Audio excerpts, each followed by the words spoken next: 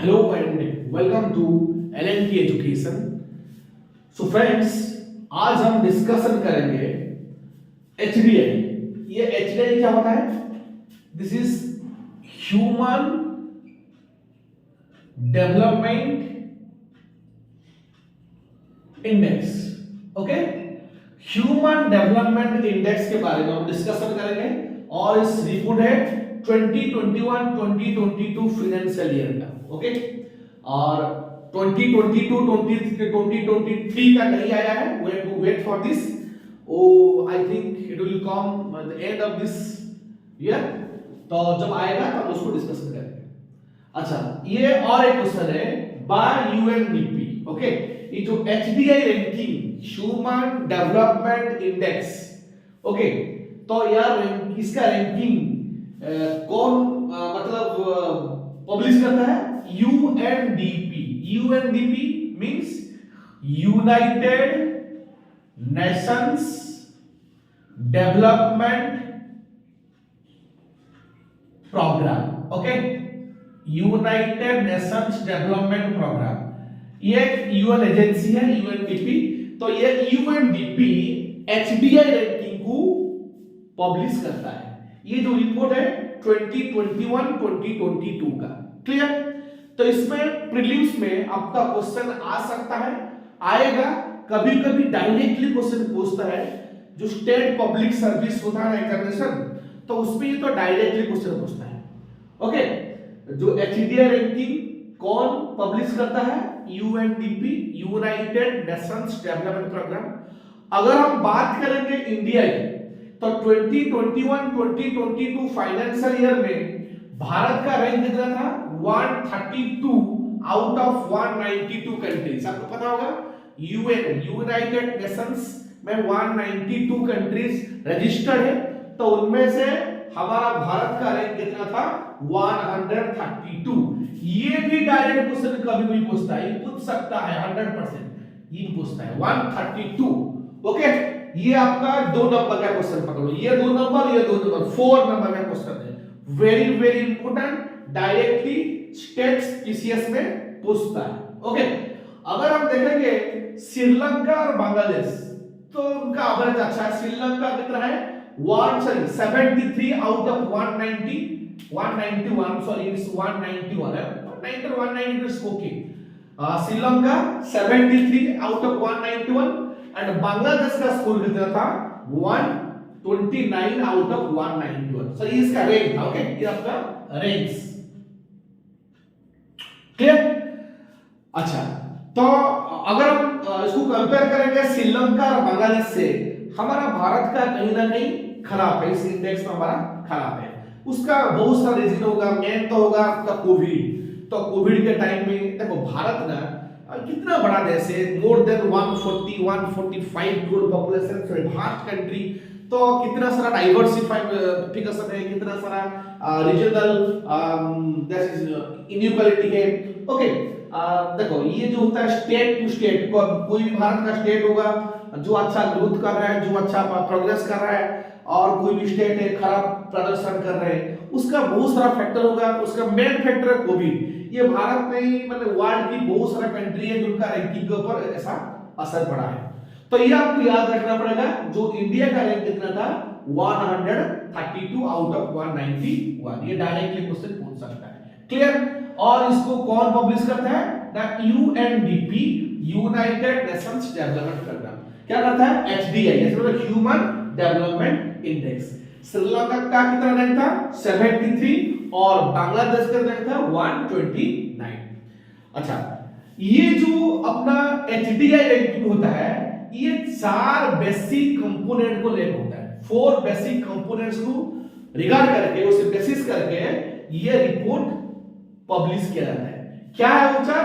देखिए 4 है. फर्स्ट है life expectancy at birth. Second है mean year of schooling. Third है expected year of schooling. Fourth है gross national income, GNI per capita. So these are the 4 factors. इसको भी आपको याद करना पड़ेगा. ये भी यूपीएससी में से क्वेश्चन आ सकता है. ओके, ऐसा क्वेश्चन दे देगा पूछला कि इनमें से कौन सा कंपोनेंट को हम यूज करते हैं टू कैलकुलेट और measure the HDI report, A B C D all the above. Okay, इस तरह क्वेश्चन भी पूछ सकता है, यूपीएससी और ओपीएससी में भी पूछ सकता है, और कोई भी स्टेट पब्लिक सर्विस कमीशन में भी पूछ सकता है। These are the four components: life expectancy at birth, mean year of schooling, expected year of schooling और gross national income per capita। अगर हम इसको थोड़ा सा एनालिसिस करेंगे तो जो लाइफ एक्सपेक्टेंसी ऑफ बर्थ, ये आपका आ जाएगा हेल्थ रिलेटेड है। Okay, HCLTH, okay, health related है। और ये जो दो, ये आपका आ जाएगा एजुकेशन, ओके, एजुकेशन रिलेटेड। और ये जो आपका आ जाएगा आपका इकोनॉमी, ओके, इकोनॉमी, ओके। तो हेल्थ, एजुकेशन और इकोनॉमी, ये तीन पैरामीटर को कंसीडर करके ये रिपोर्ट पब्लिश होता है, जो अपना UNDP, United Nations Development Programme इस रिपोर्ट को पब्लिश करता है। ओके, हेल्थ, एजुकेशन और इकोनॉमी। देखिए, तो ये जो पहला लाइफ एक्सपेक्टेंसी बात, तो देखो अगर हम इसको देखेंगे कि हमारा जो पहला का जो बर्थ रेट था, डेथ रेट था, वो उसमें बहुत सा बढ़ोतरी आया है, क्योंकि इसके लिए कहीं ना कहीं हम हेल्थ सेक्टर में डेवलपमेंट किए हैं, मतलब उतना भी नहीं जो जितना डेवलप्ड कंट्री किए हैं। जो पहले हमारा जो प्रपोर्शन था, जो हमारा पहले का स्थिति था, उससे तो हम कुछ बेहतर किए हैं, ताकि हमारा जो अभी देखो, अभी हमारा जो life expectancy minimum around 65 to 70 72 इस तरह का लाइफ एक्सपेक्टेंसी है। जो पहले देखो, पहले तो 30-40 इयर्स का था, 40-50 हो जाए तो मतलब आदमी खत्म हो जाता था, उसका मौत आ जाता था। अभी देखो, अभी मिनिमम 65-70 तो मतलब हमें जीना पड़ता है, हम जीते हैं। ओके, तो इसके लिए कहां से कहीं ये जो हेल्थ सेक्टर बहुत बढ़िया काम किया है, फिर भी और भी इनमें से और अच्छा काम करना चाहिए। अभी तक हमको जैसे राइट टू एजुकेशन मिला है, राइट टू हेल्थ अभी तक मिला नहीं। कब मिलेगा राइट टू हेल्थ, ये हमारा मांग है सरकार से।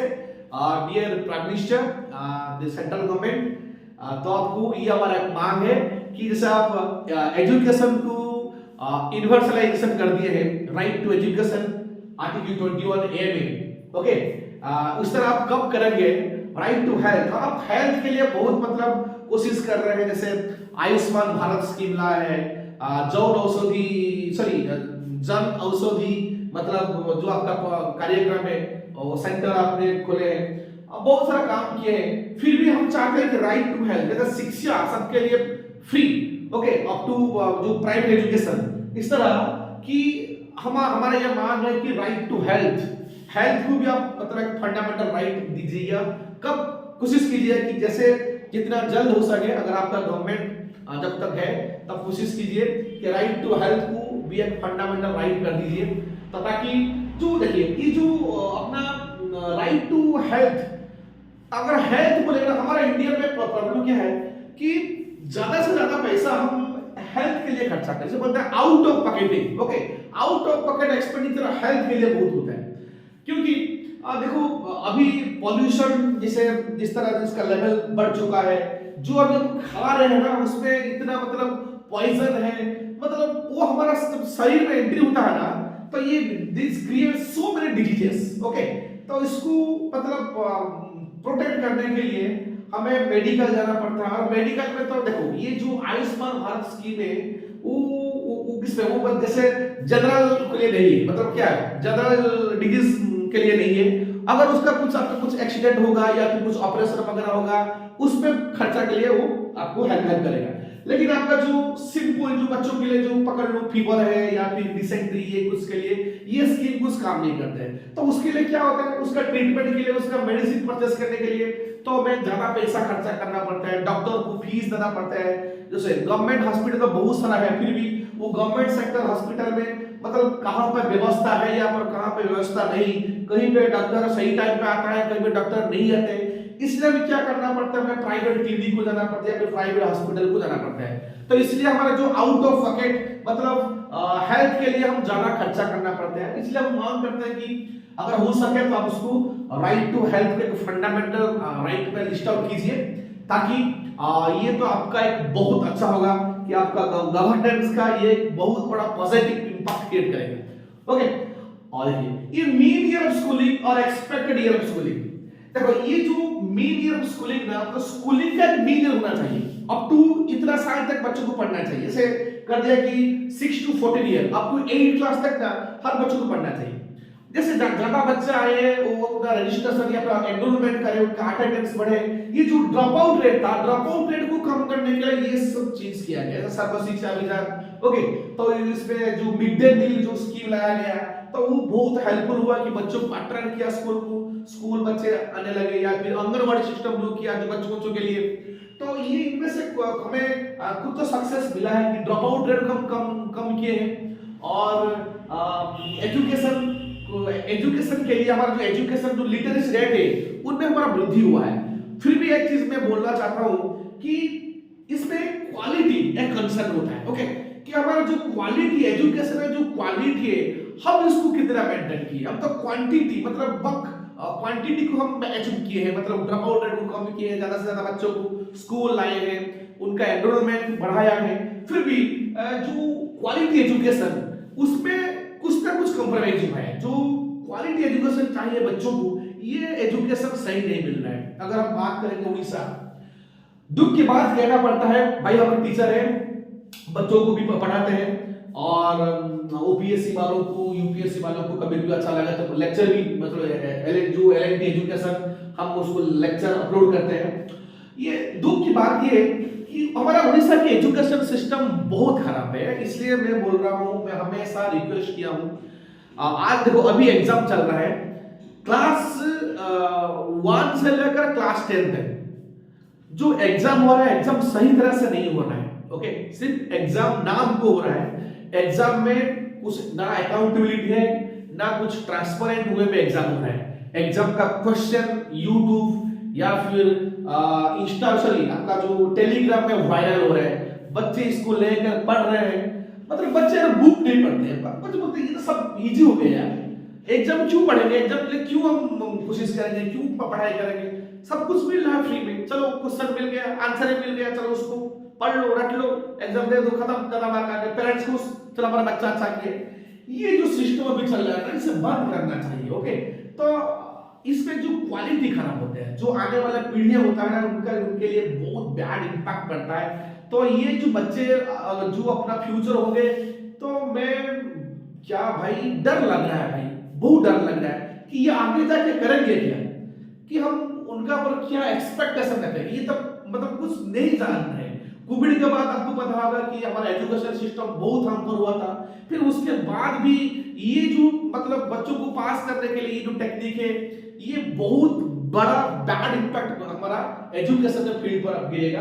तो इसलिए my request to the government personally, ये सब चीज बंद कीजिए, और ये भी जो वायरल हो रहा है क्वेश्चन, अगर उसको बंद नहीं करेंगे तो हमारा एजुकेशन सिस्टम पर ये बहुत बड़ा बैड इंपैक्ट पड़ेगा, इसका फ्यूचर बहुत खराब है।